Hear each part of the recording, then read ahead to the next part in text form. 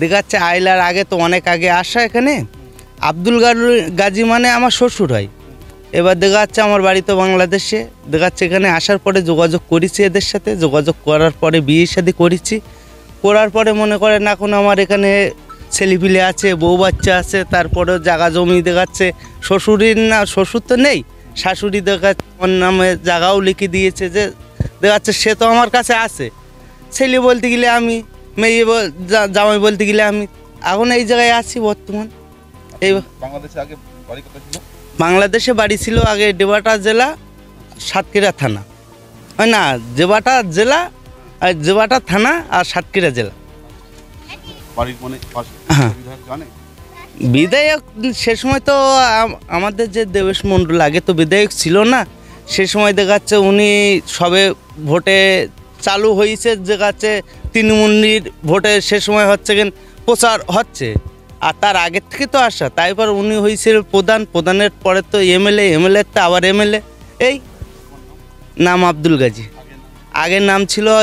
রাশিদুল গাজী।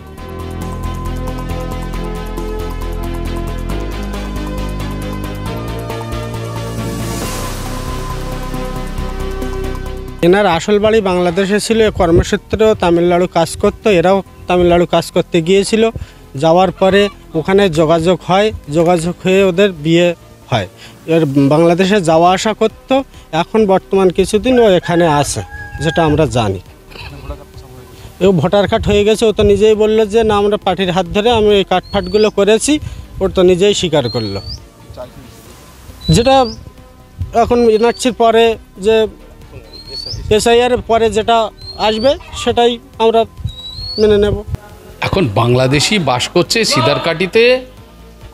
এখন এই সময়কালে ওইখানে কারা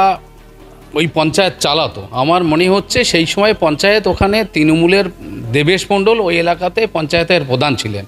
এখন তার আমলে যদি প্রধান থাকাকালীন কেউ যদি বাংলাদেশি অবৈধভাবে ভোটার হয়, তাহলে সেই এলাকার পঞ্চায়েত মেম্বার বা সেই প্রধান তিনি কৈফিয়ত দেবেন সে বিষয়ে, কি করে প্রবেশ করলেন আর কি করে ভোটার হলেন, এটা তো আমাদের পক্ষে বলা সম্ভব না এই সময়কাল। এপার ওপার বাংলাদেশ মানুষ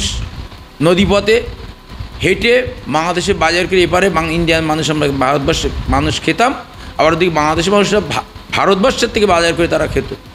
মানুষ সেখান থেকে কিন্তু একটা আত্মীয়তার সম্পর্কে, কারুর ছেলে ওপারে বিয়ে দেওয়া আছে, কারুর মেয়ে ওপারে বিয়ে দেওয়া, কারুর ছেলে মেয়ে আবার ইন্ডিয়াতে আমাদের ভারতে বিয়ে দেওয়া আছে, এই সম্পর্কে মানুষ কিন্তু এপার ওপারে বসবাস করে।